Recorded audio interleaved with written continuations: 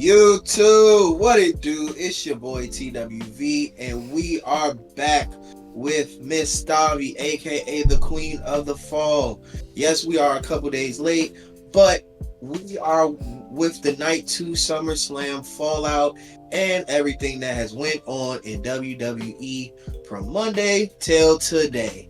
So with that being said, Stavi, how was WrestleMania weekend? Not WrestleMania. SummerSlam It might as well weekend. have been. It felt like WrestleMania. It definitely did. It definitely did. Like, I was so mad, man. Like I was telling you when I was texting, I'm like, man, I can't even be on my phone. I'm all out in the streets, and everybody's like, hey, are you in Jersey? Man, this shit looks lit. This match is lit. I'm like, shut the fuck up. I'm not home. No, that weekend was amazing. I give it seriously a 10 out of 10. I ain't even gonna lie. 10 out of 10. Yeah. Watching night one and literally watching it back, I was like, damn, I should have been there. But everything happened for a reason. I'm glad you enjoyed yourself.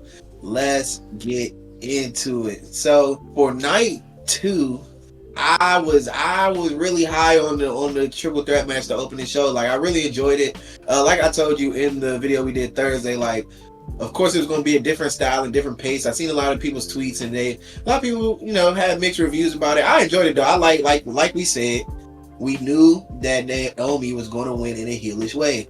So she rolled up Rhea and grabbed her tights, and Rhea's yelling to the rest, "She grabbed my tights," and Michael Cole's on there like, "It's no disqualification, Rhea. She can grab your tights." But my favorite spot of that match was when she rolled out of the damn way of that moonsault. Like, it was perfect. It was perfect. Io is not underrated because everybody loves Io, but when she gets on them big four, that big four main stage, listen, it's like she turns into Michael Jordan, LeBron, Kobe. Rhea not no slouch either, but it's just tears to this wrestling shit. And Io Sky is in a category of her own. That's facts. Man, it was an amazing opener. Yeah, I felt like people went into it wanting to compare it to the WrestleMania triple threat, but I feel like if you put that out of your mind, it was still a great match. I don't want to compare it to anything, to be honest, but it was a great, really, that's three of the best women in the company.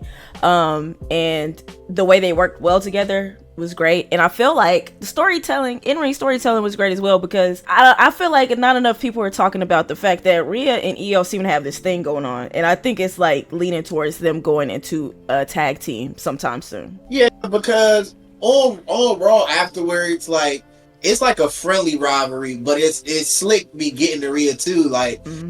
She was like, they have the match next week. Like, if you beat Naomi, we're gonna see each other again. And she was about to walk away, then she turned back like, Rhea, you will never beat me. and all giddy and walked off. And Rhea smiled, but you can see in her face, she like, maybe she's right. Maybe I can't not get her. So that's something that we gotta look into. And also, not jumping into Raw a little bit, but there's a divide between Io and the Kabuki Warriors, because Asuka was like, you can go talk to your friend, and it's subtle, it's real subtle. Yeah. So I wonder what direction they're going to go with that. That's something very interesting that I want to look out for. Naomi not being on Raw. Having her promo on Raw pissed me off. I caught the promo because of the IWC that has Netflix and doesn't have ads overseas. I see her promo, and I'm like, why we couldn't get this on the show? But the match was amazing. Like you said, you can't compare it to the WrestleMania match because, like I said in the video Thursday, it's different. Bianca and Naomi are two different styles of wrestlers, and especially in their characters. A lot of the match, Naomi was getting thrown out and she was letting them fight. Then she would come sneak back in and break up a pin or things like that, or get a couple moves in and then dip back out or whatever. But at the same time, Io and Rhea wanted that. You seen at one point they threw her out there and then they stared each other down and the crowd got into it. So like you said, the subtle storytelling between all three of them was really well. And I definitely down the road, I can see this is my dream elimination chamber match. So we go Bianca, Naomi, Jade, Io, Rhea, Stephanie, Nikita. In one match, or like as a team. Hey, that's my dream elimination chamber match. Like a book. Oh, I don't know why I'm thinking Survivor Series, because I'm like, hold on, that's more than one. Oh yeah, you cooking. You cooking. That would be crazy. I ain't even gonna lie. Take out Jade, put in Liv. Cooked. No offense, I love Jade. You know that's my girl, but I don't know. Put Liv in there. That's tough, man. That's tough. I can see it though. Because Liv really grew on me in the last 2.5 years. Because when she was with the Riot Squad back in the day, I thought can't think of her name. She's over at AEW now. I thought she was gonna be the superstar of the group, and it ended up technically nobody was the superstar of the group until later on. But yeah, like Liv has had an amazing year, amazing last couple years, and I definitely hope she comes back because her pop is gonna be crazy. I feel like they holding for the Rumble. I feel like she's gonna get back for the Rumble. That would be perfect timing. But then it's like, no, where is Saudi? So the pop not even gonna mean nothing. You forget about that. I keep forgetting it's Saudi, so the pop not even gonna mean nothing. Oh my god! I wish that this could be our first, not only 2-night Royal Rumble, but 2-location Royal Rumble. Leave that shit in the States. The States treat the women great. Great. Evolution proved that. So, and it proved when you make the prices comparable, the real fans show up. Yes. And I am a victim. We are victims. We are victims of the TKO regimen and the highway robbery they pulled on us at WrestleMania. We both know how much we both spent. We're not going to disclose that amount of information. You can't beat that out of me. It was a pretty penny. Like, a pretty penny. Like, will I do it again next year in Vegas? If my friends go. But we're going as like a group, like, hey, we're going to stay in this hotel. Let's all get this floor. Let's all, even though we come from different states possibly, let's go to these events. Let's go sit here. Like, we're going to do everything as a group. Like, I'm not doing it solo if I go next year. Like, I got to go as a group. Like, that will only justify in my soul. It's like, okay, I went and took a trip and hung with my wrestling friends. Like, yeah, I can't justify just going by myself again. Like, I would just be like, for what I spent, I could have got me a 06 Honda. Dude, no fucking lie. Next match that we did have was the 25-year anniversary of the original TLC match. Obviously, Edge and Christian are no longer with WWE, but they did have the Dudleys and the Hardys in attendance. And man, these 6 teams went out there and put it all on the line. And man, I think it was just slightly better than the one that they had on SmackDown a couple months ago. Well, okay, I was at both. I can say that SummerSlam match was slightly better, but that's nothing against the original tag match. I think it's just because there were more teams. The spots were crazy. They just kept us entertained. But like, I think that match doesn't happen without the SmackDown match. They saw the SmackDown match. They're like, oh, okay, yeah, let's take him out of our back pocket. Yeah, because this is before I knew you. But going into it, me and my homie Leo, I was just like, when they announced it that Friday for next week, I was just like, we could have found a way to put this on WrestleMania. They're already in Vegas. All the teams are already in Vegas. Why? But they went out there with a point to prove that SmackDown, and they went out there with a point to prove again because, like we said Thursday, for some reason, Raw has all the superstars, but SmackDown has the better tag division. Like, it's like a trade-off. Like, Yeah, you get all the aura and storylines on Raw, but then if you want to go actually see Graps week to week, come to Friday night. Like, that's facts.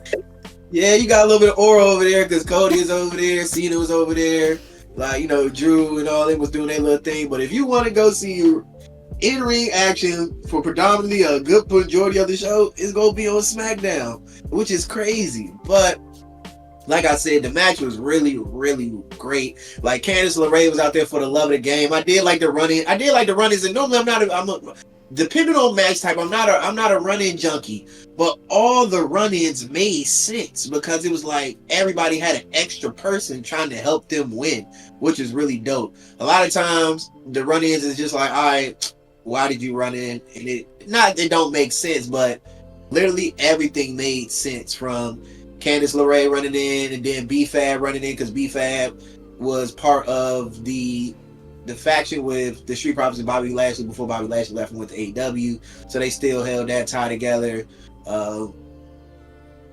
Nikki Cross, scary ass, was creeping everybody out, and then Eric Rowan, big ass, that spot was dope too, where they just bull rushed them into the table. That was really dope. And then Uncle Howdy.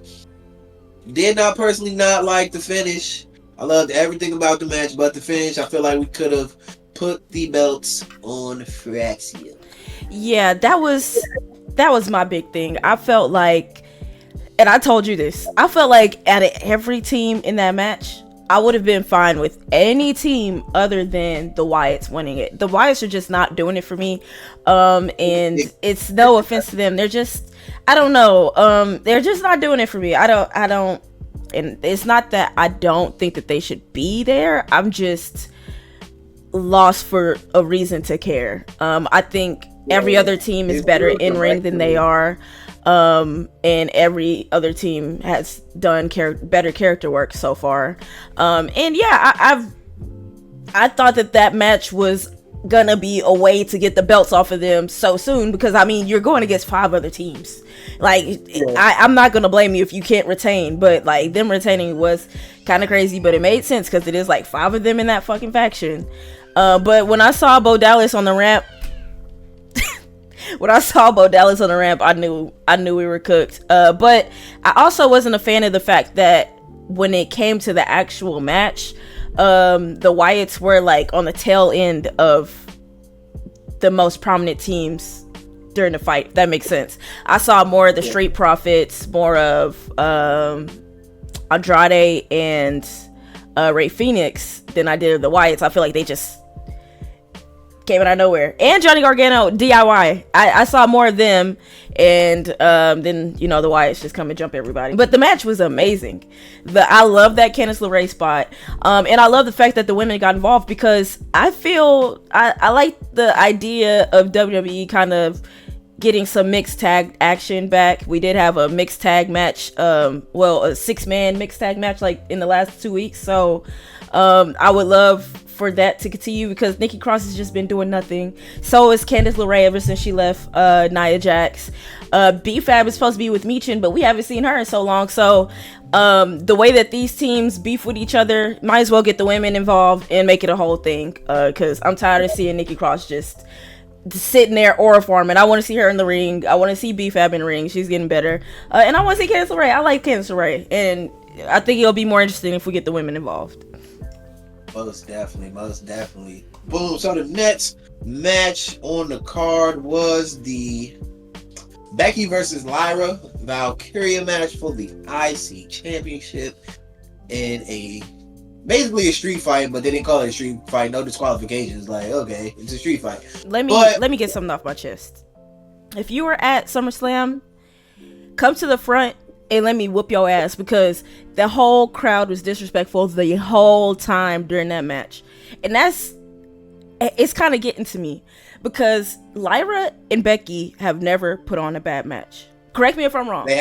They have never put on a bad match. Why the fuck were y'all starting the wave? Why were y'all doing everything but paying attention to that match? That's what I want to know. And being an audience member, that really, really upset me, because I love women's wrestling. I'll be there for women's wrestling, men's wrestling.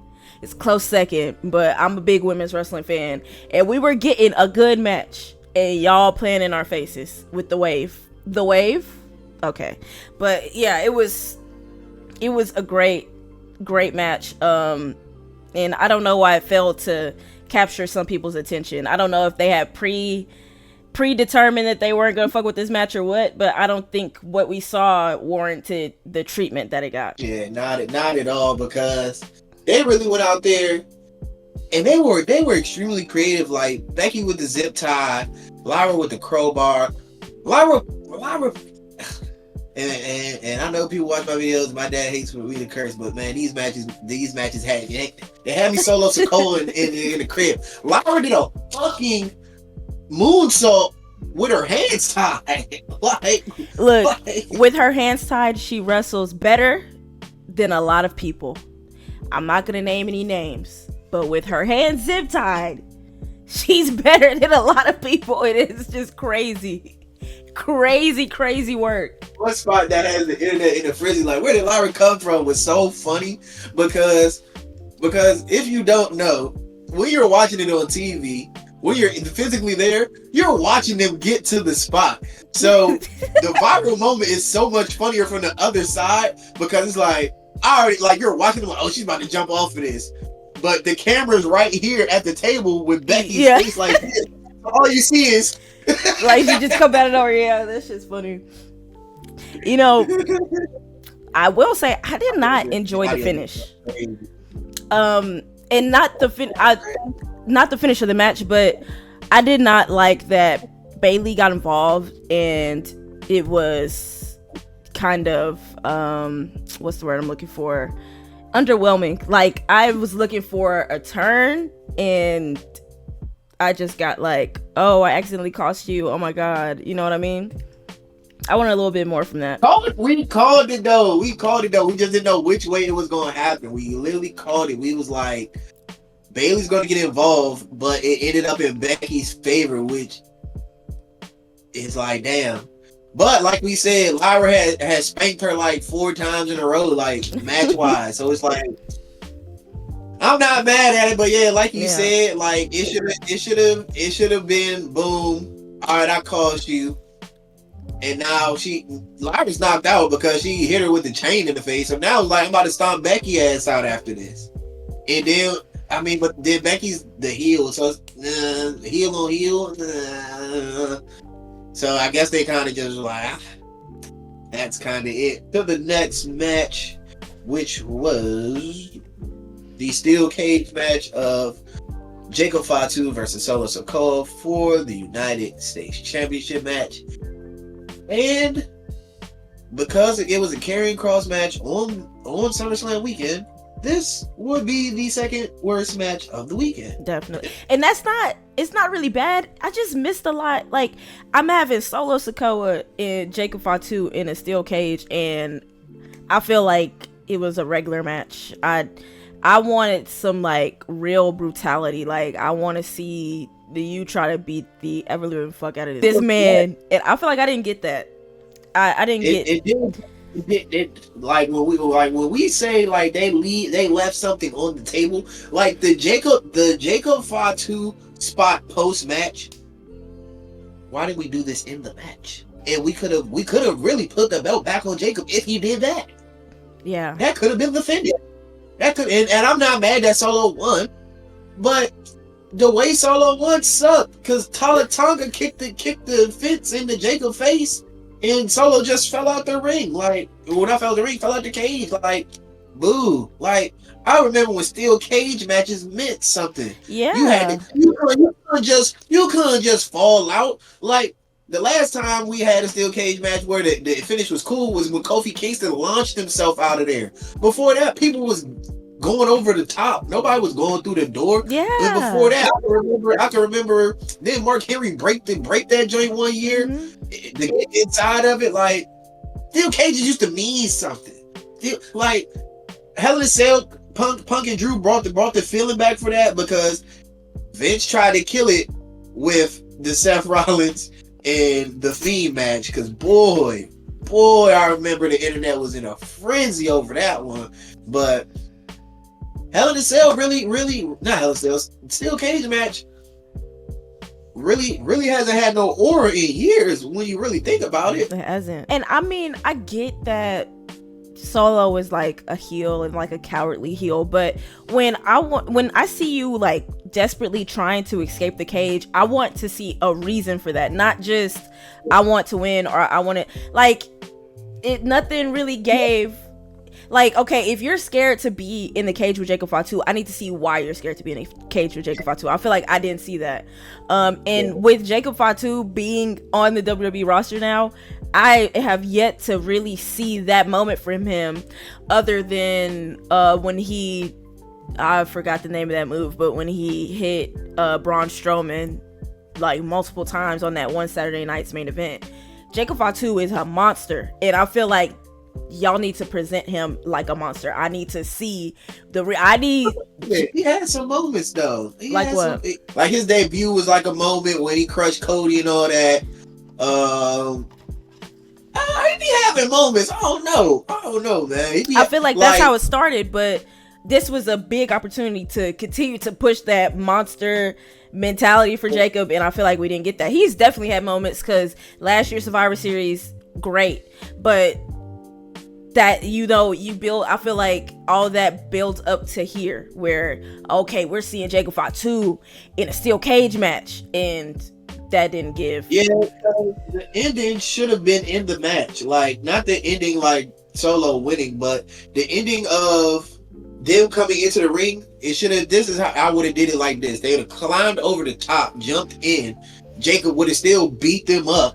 Like, it basically would have been a 3-on-1, and he would have ran through them, and then so he would have caught Solo trying to sneak out or whatever. He could have ended the match like that. But it was like, we still get that moment of all three of them are, standing up, laying down, whatever happened. Jacob dives off, jumps up. However we want to book it. Like, or they tell him open the cage, JC comes in there, sneaks him, whatever happens, and Solo could have just walked out scot-free. But it's like, we get to Jacob Fatu, we get to that moment, and we still get the cowardly heel Solo moment, because it's like everybody jumped in the cage to save you because you was getting the shit beat out of it. Another thing, I wonder how long this is gonna go on, or I don't expect it to end here, but I really did expect to see Tama Tonga at least. I feel like that's the next kind of turn in the story. It's Jacob and Jimmy right now, and that we could get two different War Games directions, but we know what direction they're going to lean if we get that route. Like, we're going to probably go the Punk Roman LA Knight Jay versus Seth Braun Brunson. They would have to add two more people, because this is where I'm without a shadow of a doubt, this is where they're probably headed toward. Like, it's no way. Like,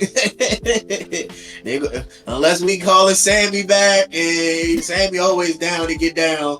So that would be like the 5 right there. And then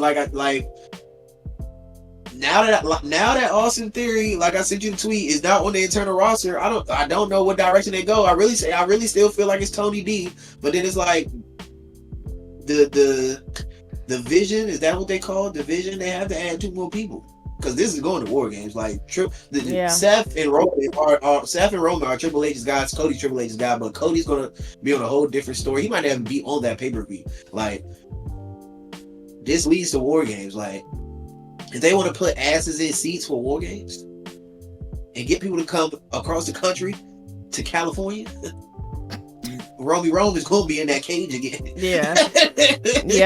Yep. with no hesitation. So I feel like Solo and Jacob will be on that card. I don't know in what capacity, because you can't do double men's War Games, and you could, but you can't, because it's the full War Games cage. So you can do a steel cage match, but you only can use one half of the ring if we go that direction, and that's pretty stupid. So there's a lot of questions. I hope we don't do it on a Saturday night's main event. I feel like we do we get the run back in Clash in Paris? Because that's only 2 weeks away. I feel like not hot shotting it, but like, okay, we're gonna skip over that. Here's the not the swerve, but I feel like Jimmy would challenge him, something like that. He gets cheated. Jacob comes in, like you said. I don't know. This is not ending right now. Like, there's no way to end this right now, like cleanly. And not saying I got an issue with it, but it's just no way to finish it right now. Like, I feel like with the bloodline stories, it gets to a point where you're like, okay, I've seen this before, and that's where I feel like it's heading now, especially with Tama Tonga not being introduced back into the story yet. It's going to be a minute of just like jumping and you know how the bloodline move, so brawling each other all throughout the show, and you're banned this weekend, next weekend, and somebody's in a match and a black hoodie comes out, and it's like, gosh, he got banned from the arena earlier in the night. or it's one of these. They say, Jimmy is good for that one. We have to see him in months. That's where it goes, man. That's where it goes. Like, yeah, we can't even wrap this match up. We just put a question mark on it till we gonna reference this video in another video. Yeah. There's a question. We couldn't tie no loose ends up right here. We tied a loose end in the first match. We tied a loose end in the tag match. And I guess we just gonna build from there. This match, the Lyra match, okay, you can't challenge no more. Who's next? Bailey. This match, question mark. Exactly.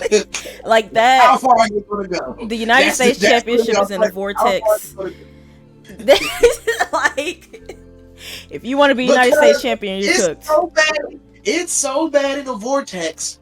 Carmelo Hayes had to go tag Dom on Twitter. And he's like a Raw superstar for the next match.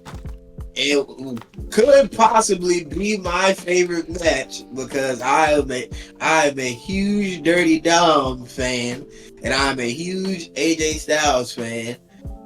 This was the greatest match ever, and it's all because of the Eddie Guerrero Glaze and Dirty Dom being the best luchador in wrestling. That's what I love the match for, like just the love that Eddie Guerrero got as well. And I went back to watch with commentary, and there was like a anniversary of a Eddie Guerrero match, I believe. It was, I want to say, the SummerSlam 2005 match. So AJ wore the gear similar to Eddie, and then Dom's pants were like his own variation of what Ray wore that in that match. So, and then AJ coming out in the lowrider, like, man, Dom loves coming out in the luchador mask on big pay-per-views. I love it. Person. I love it. Like and the coat, I don't know, it's not a coat, but whatever he had, that shit was fire. Like Dom's gear game is crazy. It really is. I'm just not a fan of the cut up t-shirt across the waist. Like, but that's his thing. Yeah. Like, I don't know why he does it, but hey, that's his thing. I like that it's his specifically. Yeah, so man, it wasn't like, we definitely thought it would steal the show, but it stole the show in its own way. Like, it was like a super nostalgia trip. Like, if you've been a wrestling fan for the last 25 years, or your favorite wrestler is Rey Mysterio, Eddie Guerrero, anything in their history, like, anything about just how Dom is the 20-year vet, because Dom's literally been around our whole lives. In our professional wrestling fandom, Dominic Mysterio has been around in some capacity. If Ray's having a segment and they pan the camera to the family in the crowd, or he's been in that ring, like, Dom's always been around. But man, I thoroughly enjoyed it. Like, the boot spot is so funny because when you're there, you don't see Dom. Dom is dead ass unzipping his boot. Like, we watch it back, he's unzipping his boot like hard as shit. Like, and then just in I don't think he got the boot off far enough. And this is something small. Like, we're diehard, so we see little details like this. So AJ knew the boot. I guess seeing the boot didn't come all the way off, and he he was twisting his ankle trying to get it off, and he finally snatched it off. And I said, in that small moment, I'm like, damn, that's why AJ's the greatest, because the spot could have not fell. The spot could have not fell through, and Dom couldn't have got the boot off, and they probably could have tried something else. But AJ was like, nah, we already here, we making it happen. And he made it look so effortlessly, like to like a, I hate to call somebody a casual, because even casual people know like wrestlers, and you know people know a little bit of here and there, but like not diehards like us. So to a casual, it's like, oh, he just snatched his boot off, but it's like, no, he actually put in a little bit of effort to make this spot work. Like, and that just shows like things happen, like things don't work out all the time, and sometimes you got to make it shake on the fly. And it's just like, that's a testament to just how great AJ is. Like, because if the boot spot didn't work, we'd have been hearing people, oh, they botched the spot, they had to go with a different finish. Not when AJ Styles is in that ring. No, we getting it done. Yep. And when when we're talking about the greats, it's always the little things. It's always little things. Yeah, and the double Eddie Guerrero spot was so dope, because it's like Dom takes a turnbuckle off, he slides out, grabs the chair. He didn't whack the chair on the ground loud enough. That's where he messed up. He didn't put enough effort into it. Because when you watch it back, it's like he taps it instead of like, you know how Eddie used to hammer the floor with that joint. And then AJ caught the chair, looked at the ref. And the funniest part about the spot, because AJ could have just put the chair on his head and fell down. He started twitching his leg like he really got smacked with it. I was in here crying. I'm like, AJ is crazy. So then the ref comes down and is like, hey, and then they do the Spider-Man being like, oh, you tried to get me.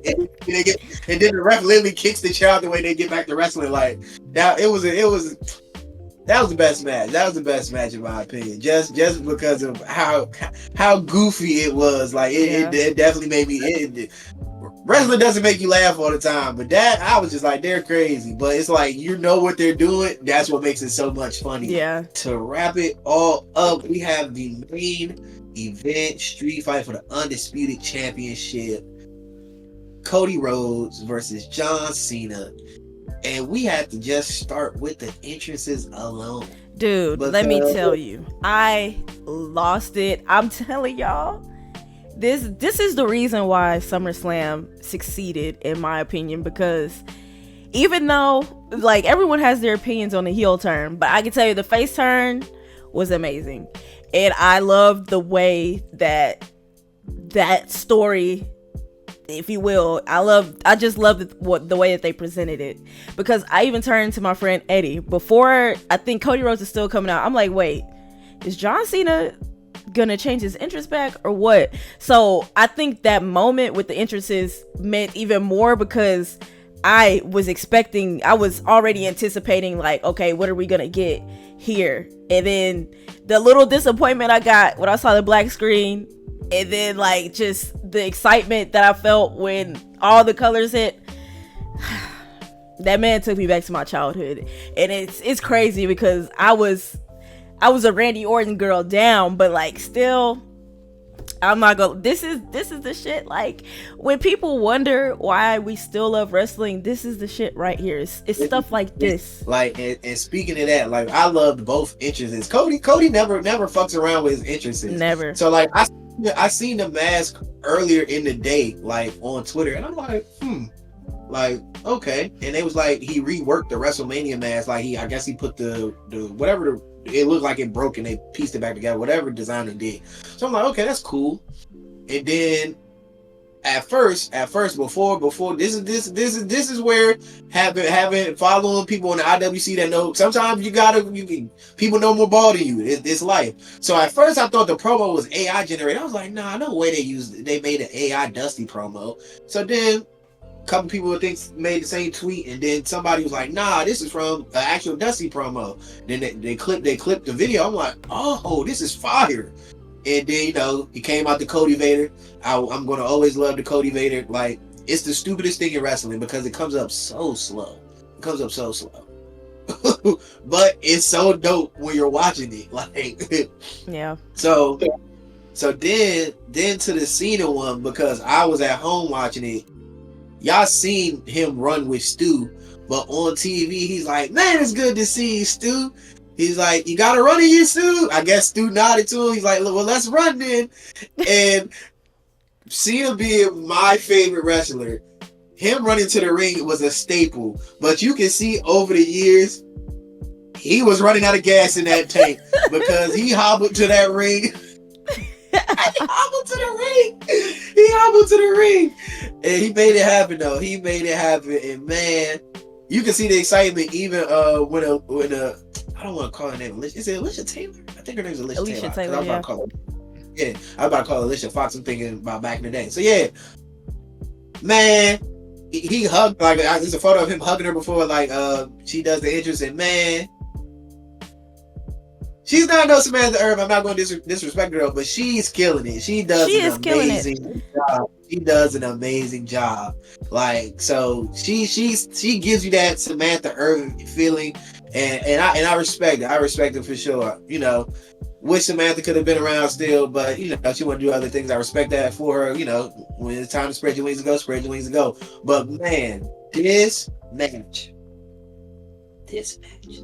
I'm so shitty that I was not there. Because like you said, this, like, I text you this, I was like, this is the real retirement match right here. Yeah, we're gonna see his match in December, and I feel like he gonna run it back. He's going, not saying he folded in on the heel turn, but he kind of did, because that was the purpose of the heel turn. Like, so I was that's where, like, it lost me. Like, I swear, if WrestleMania 41 ended the same, 41 ended the same way without the Travis Scott part, I probably would have liked it a little bit more, because it would have been something. It would have been clean. It would have been clean for the Travis Scott thing to happen. Then now they not rocking with Travis Scott. Whatever it may happen, it lost its luster. But the GOAT turned back the clock, and if any of y'all watch my WrestleMania series, I'm gonna jump to a specific video. WrestleMania 23 is my favorite WrestleMania. My favorite WrestleMania match of all time is John Cena versus Shawn Michaels at WrestleMania 23. Literally, I thought I was watching him in Detroit, Michigan in Ford Field against Cody Rhodes. It was prime Super Cena versus Cody Lander, or whatever they want to call Cody on the internet. Damn, the battle of the superheroes, man. It was.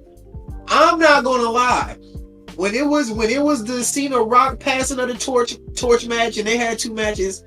Oh man, this SummerSlam match blows both of those out the water. It was so good to see him with that OG moveset out there and went band for band. It felt like forever. The match, I was really like, man, when is the match going to end? And Cody did that salute, and I was just I was like, that's it. He hit the salute, and I was like, no, it's his version of the Shawn Michaels. I'm sorry. Oh my God, I didn't even think about that.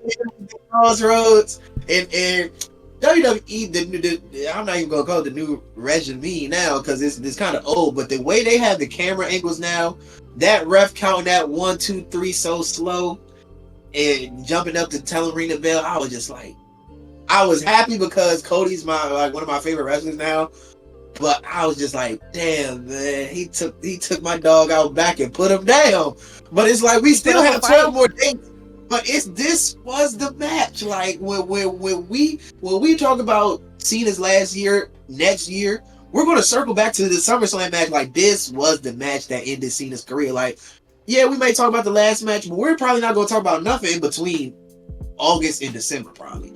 And they're gonna play all the hits. Like, Cena came out and was like, yeah, I wasn't a part of that. I jumped to that. I wasn't a part of that Brock Lesnar bullshit. They brought him back. He said, yeah, that you sling him at me, I ain't gonna tell you no. We gonna get to it. But it's like, I feel like the return it didn't water down the moment. It didn't water it down, but it wasn't necessary. It wasn't. I would have been perfectly fine ending that PLE with John Cena walking out showered with love. I would have been perfectly fine with that. And then you know what? It's whatever. If Brock Lesnar's gonna be here, he's gonna be here. But I would have been perfectly fine with that, because I think you're right. This is the match that we're gonna look back on, no matter how it goes at Survivor Series, no matter how it goes as with his last match in Boston. This is the match we're gonna look back on and say this was the best match of the retirement tour, and that would have been perfect. But I get the shock factor and everything, because I was there, and I feel I have my feelings about Brock Lesnar and his return, but that shock factor is real. That feeling of being absolutely shocked because you think what's going on, you think he's never gonna show up again, and then here he is.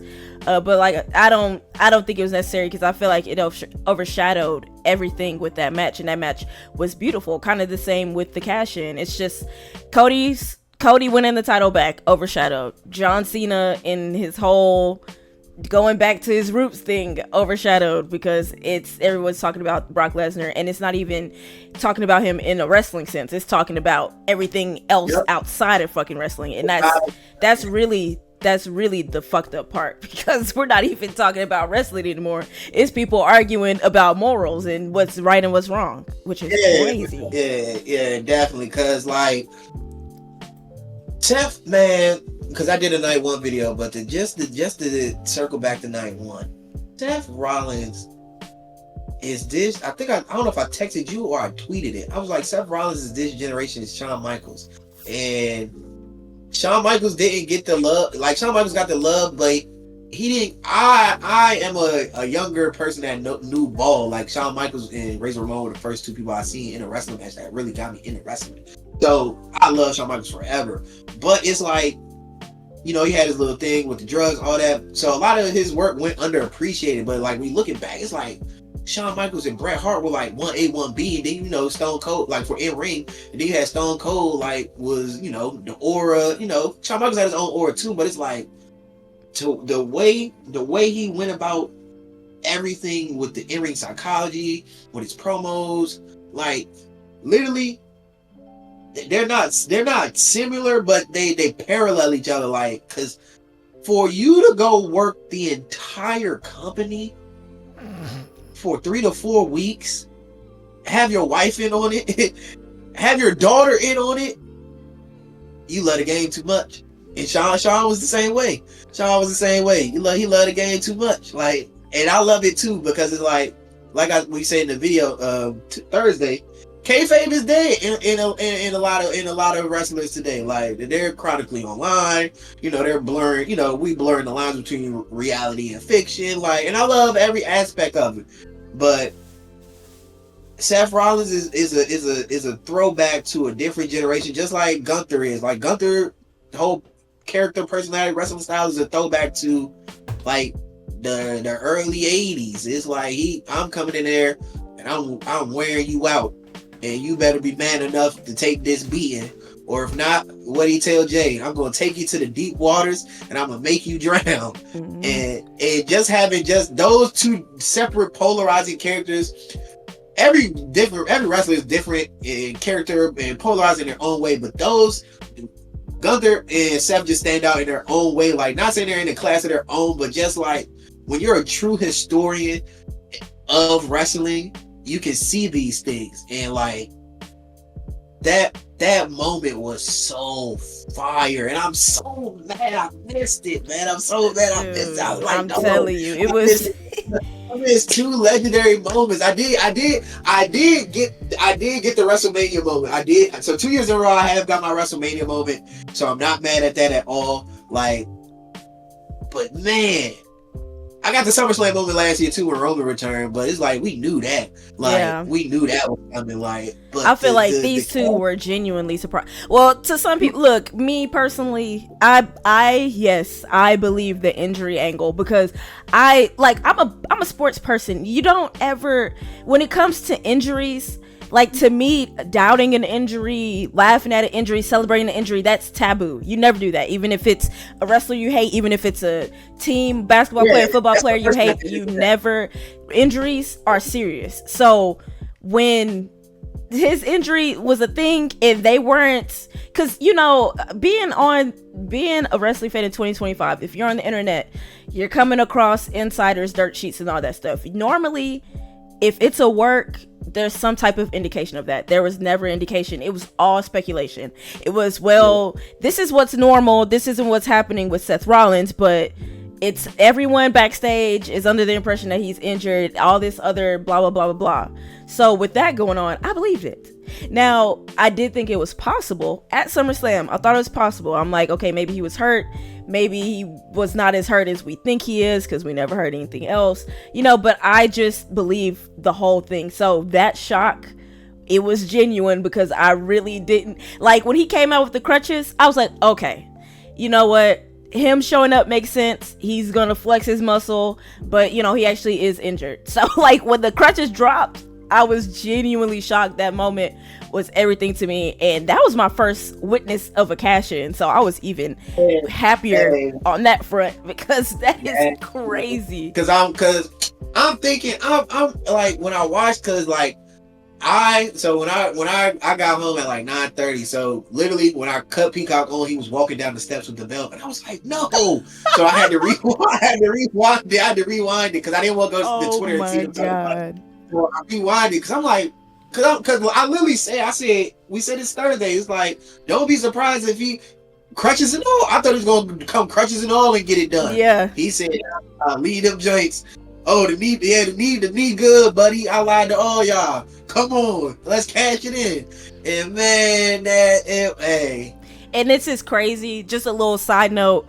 First of all, I love Seth's showmanship. Like that's the drama, the dramatics, all that stuff. That's the part of wrestling that I love as well. But this year's cash-ins were amazing. Naomi cashing in completely on a different champion. I don't care what you say. If you tell me you expected Naomi to cash in, you're fucking lying. I don't give a fuck. Nobody. I never seen anyone say that. You're fucking lying. So that was a great cash in. And then Seth Rollins cashing in on CM Punk with the story and the surprise itself. This is one of the best Money in the Bank years in a long time, if you ask me.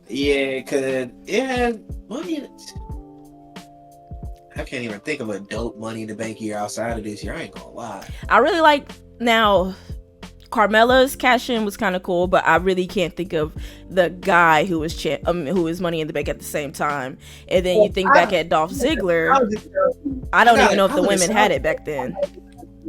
I gotta go back to like a Punk or Edge one, because like everybody between that was kind of flat. Like a Punks and Edges were like, I want to say, the best ones. Like, but then on top of that, that's when women didn't have a Money in the Bank. So this is on a whole nother level, given that both cash-ins were great.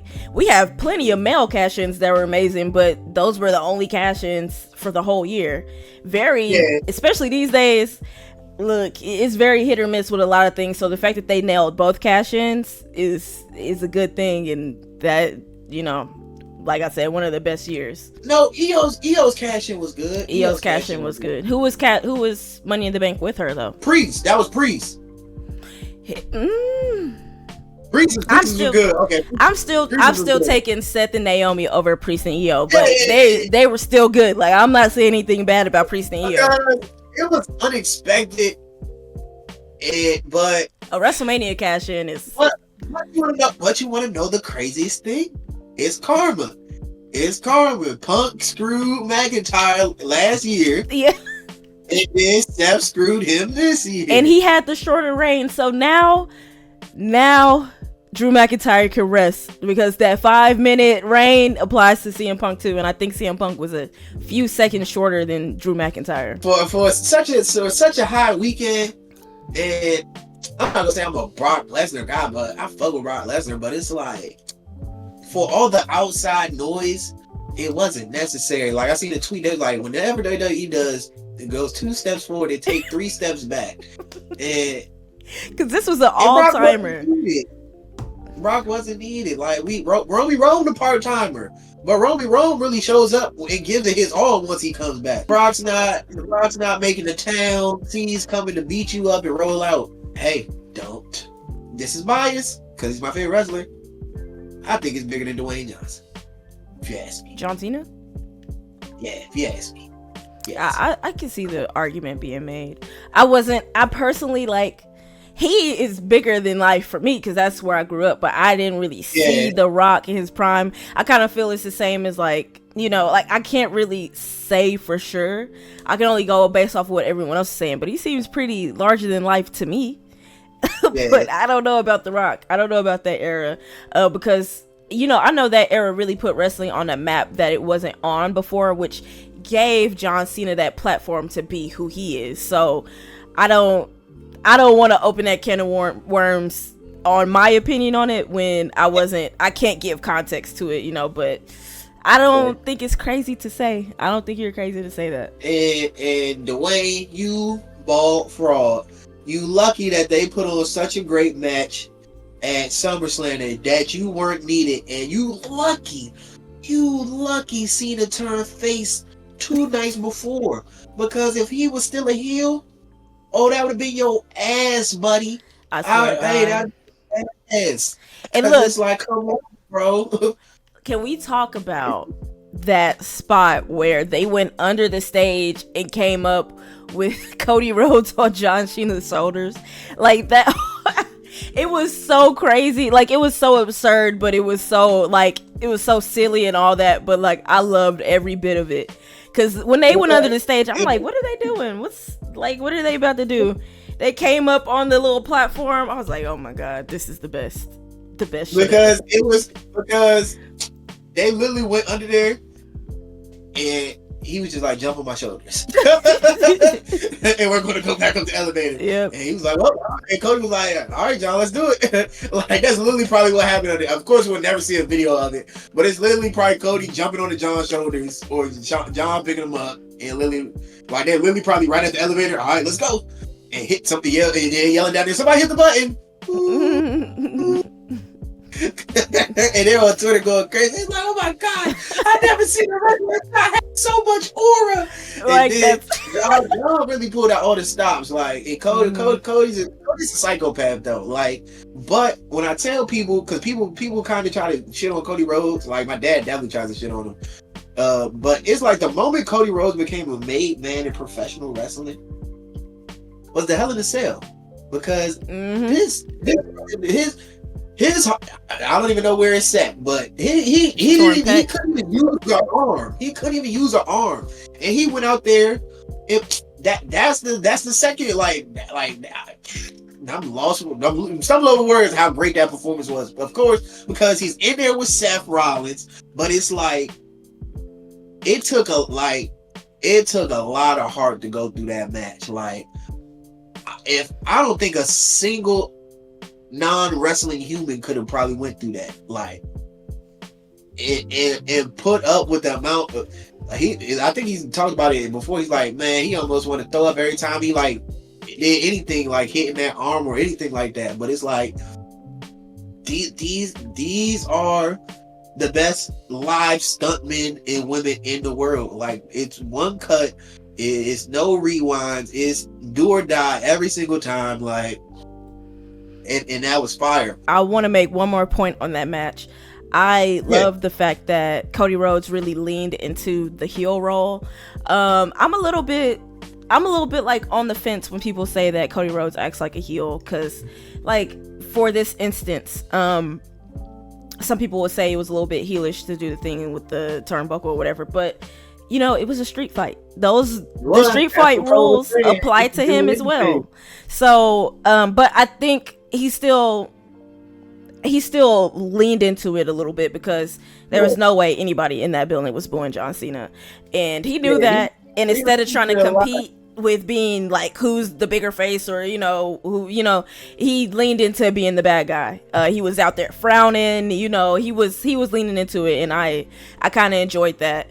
And I think he did it in a way where nobody expects him to fully lean into being a heel on Friday. I don't think anybody expects him to come out frowning and doing all the other shit, but I think he played his role really well, and I feel like he should get some props for giving John Cena a really good match, because I think WrestleMania left a bad taste in a lot of people's mouths, mine included, and John Cena has been having good matches on his retirement tour. He had a good one with CM Punk. He had a good one with Randy Orton. And so people kind of just felt like it was Cody. That was the reason that the match fell flat. But I think this kind of redeemed Cody Rhodes and really let us know, like, both of these guys still got it. My goat still had it. My goat had it in the Royal Rumble. My goat had it in the Royal Rumble. Yep, sure did. He had it at Elimination Chamber. And then post Elimination Chamber, he phoned it in until August 3rd. And then he said, you know what? Because this is the last big pay-per-view, like the last big stadium one for him. Yeah, I don't know what he does for Survivor Series, but it's not going to be as big as the Cody match. Like, yeah, unless we just left field Survivor Series and they run him and Roman, and I still don't think it'll be better than the Cody match. Like, I still don't think so. I'm so disappointed that the Randy and Punk matches came when he was phoning it in. Like, yeah, we could have not threw some young blood in there, but we could have threw some younger blood in there that could have probably ate that match, and we could have saved all the hits for Lily right now today. But I can appreciate, like, all our lives we had the same John Cena, so I can at least appreciate seeing matches where they flipped the script, where John Cena was the bad guy, Randy Orton was the good guy. That was very fun for me, being that I was a Randy Orton girl all my life. So seeing him, because I've seen John Cena, I hated John Cena growing up because I felt tortured by that man because he was always on Randy's ass. So to see it be the opposite, I really enjoyed that. I know you've seen it, but you've seen the post where they have, I want to say, anywhere between 20 to 25 like matches against main event feuds and matches against each other between, I want to say, like 07 to like 2012. Like, yep, it's the same thing with Rock and Roman. Like, these guys face each other like 10 to 15 times, and like you can only find maybe 3 good matches in there. Like, yeah, people don't understand. Like, a good example is the way Triple H likes to do these type of feuds where we get like the best of 7. Like, the best example right now is Sheamus and Rusev. It's just kind of how it's like it's been every week or whatever. That's kind of how Randy Orton and John Cena was on like a big scale. Like, they were always involved with each other. Now, every match was not a 5-star match, like you just said, but they were always involved with each other. Like, a couple times a year, it felt like. Yo, it never failed. Vince was like, when else fails, Randy and John, Randy and Batista, Randy and Triple H, John and Batista, John and Triple H. Like, we got the one match of John Cena's career that I wish we could have got maybe 5 years earlier was when Undertaker was on that tear before he really started phoning it in. Like, from WrestleMania 23, he went on a crazy run. Undertaker had a crazy run of matches. I want to say after 29 or 30, that's when I think it's the Brock match is when it died.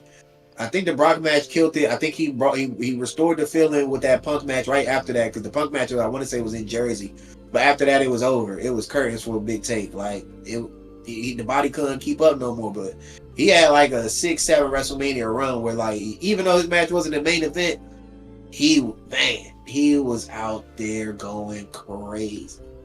But to wrap this all up, I saw the news broke today for $1.5 billion that Disney bought the WWE rights, and that has had all professional wrestling fans in a frenzy, because we now go from paying $10 a month or borrowing a friend's Peacock account in my personal life to now deciding if we're going to pirate, which a large majority are, or pay $30 a month. In some months there's not PLEs unless they're going to ramp up Saturday Night Main Event, which is like, they're cool. I kind of wish we didn't have them back again though, but they're trying to, push wrestling to the mainstream audience every couple months too. And I don't know numbers wise how it did. I'm a professional wrestling fan, so I watch them, but I don't be caring for them because, like me and you have discussed, the bills to these Saturday Night Main Events are always rushed. It is just like, hey, we're going to throw our superstars on here just to show what professional wrestling looks like. Yeah. and there's nothing important on these cards. Like the only important match was a Cody match, and that was last year. So that's I am a little disappointed. And what makes me mad about it is just like, it's only us. It's only in the US. International wrestling fans can get like the entire or whatever library that Netflix has, SmackDown, Raw, and PLEs for the price of their Netflix subscription. So personally, I'm going to be going the VPN route. I am flying to Canada every time there's a PLE, every Friday for SmackDown. And I will not be paying that $30, which I do have, by the way. If you're of the thought that people don't have $30, you're missing the entire point. It's not the fact that it's $30. If people have $30, it's 2025, like, you know, but it's the fact that it's becoming increasingly more expensive just to keep up with WWE. And then what pisses me off is I could have sworn that when the Netflix deal was announced, we knew WWE was going to be available in its entirety to international fans on Netflix immediately, while we only got Raw. I could have sworn the plan was that we were going to get SmackDown and PLEs on Netflix like international fans in 2026. What happened to that?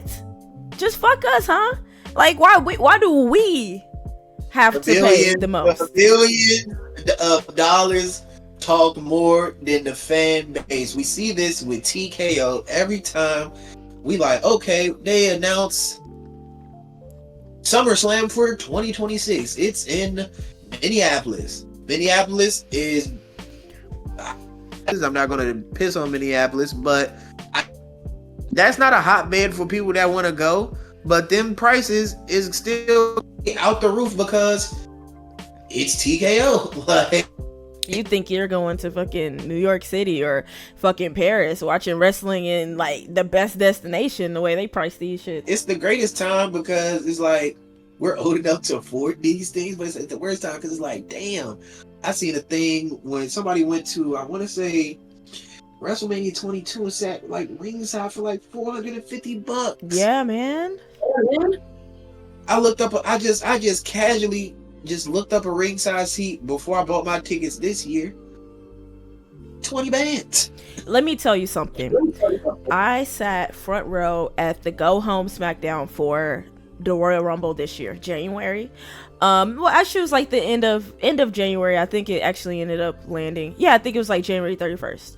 My ticket, front row, like green shirt guy ticket. You could see me on TV. I was right there.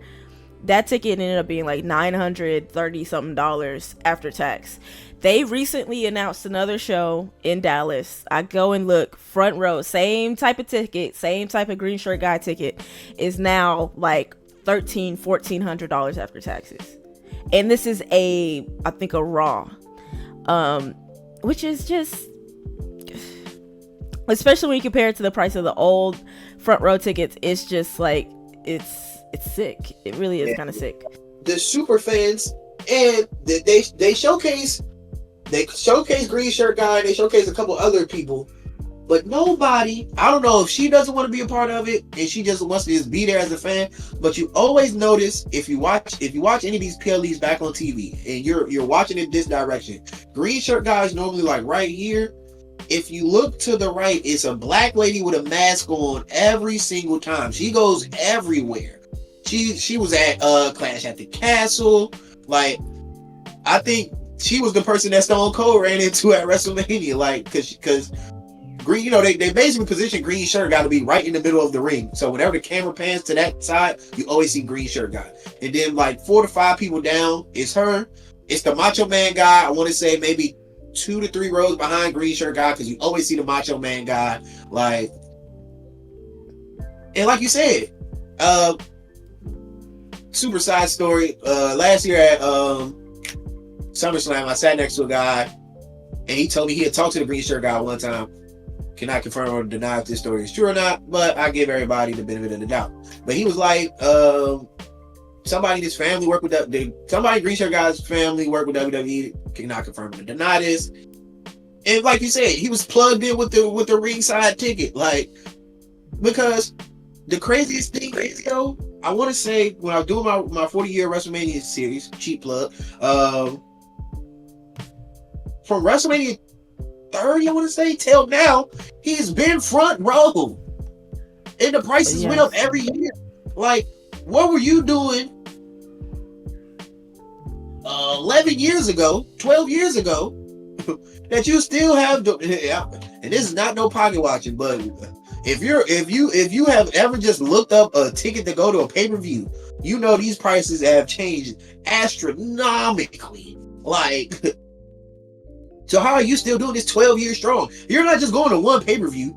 You're at every single one of them. And now that Saturday night main events and thing, you're at those too. So you basically, just like the WWE, every month or twice a month, you're literally at every PLE. The only time you don't see the green shirt guy is when they go overseas.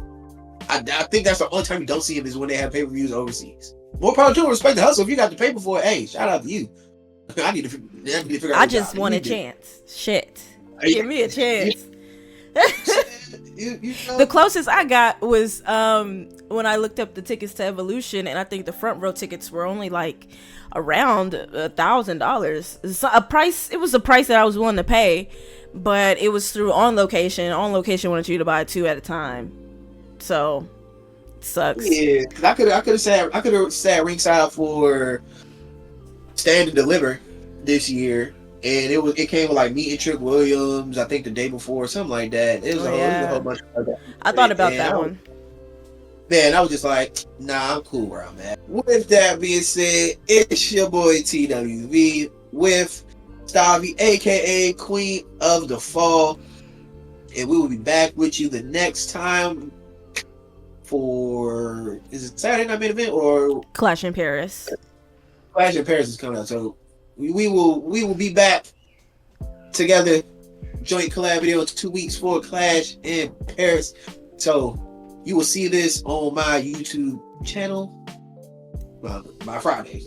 By Friday, yes. Got it.